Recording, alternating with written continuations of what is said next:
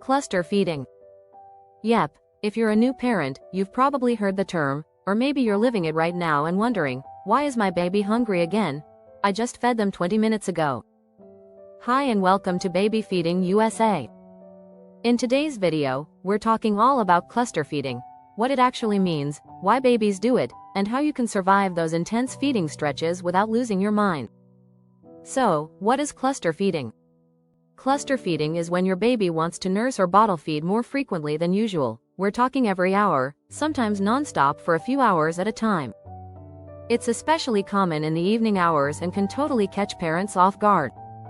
Your baby might feed for 10 minutes, seem satisfied, and then cry to eat again 30 minutes later. Sound familiar? And don't worry, it doesn't mean your milk supply is low or that something's wrong. Cluster feeding is actually completely normal, and it's usually your baby's way of boosting your milk supply or getting some extra comfort during a growth spurt. When does cluster feeding happen? You'll usually see cluster feeding kick in during the first few days after birth, around 2 to 3 weeks, around 6 weeks, around 3 months. These are common times for growth spurts, and babies need more calories to fuel all that growing. Is it only for breastfed babies? Nope. While it's super common in breastfed babies, formula-fed babies can cluster feed too. The key thing is the pattern: frequent feedings over a short period of time, usually followed by a longer stretch of sleep. Sometimes it's hunger. Sometimes it's just comfort.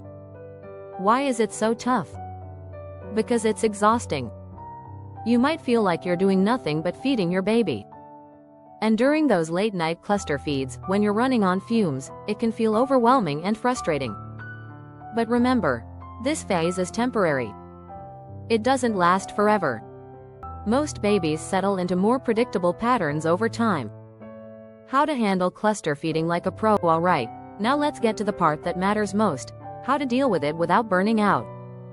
1. Follow your baby's lead. If they're showing hunger cues, rooting, sucking on hands, turning toward the breast or bottle, go ahead and feed them.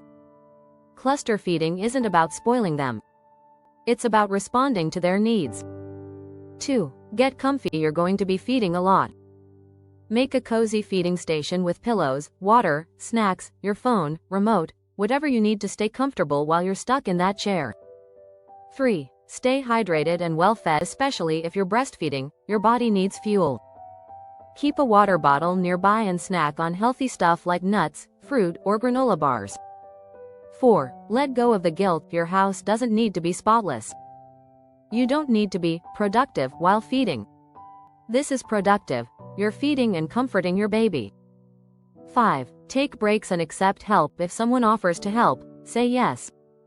Let your partner or a family member take over burping, diaper changes, or cooking while you focus on feeding. 6. Wear that baby. Sometimes babies want to be close all the time during cluster feeds. A baby carrier can free up your hands and give your arms a break.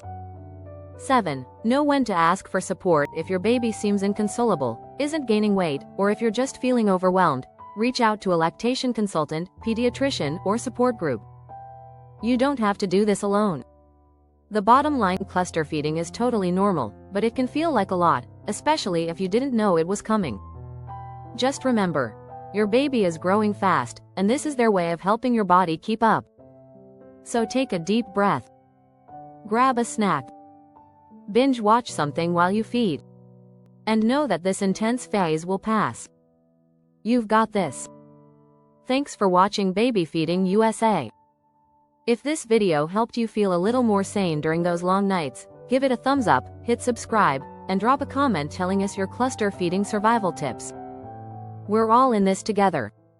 See you in the next one.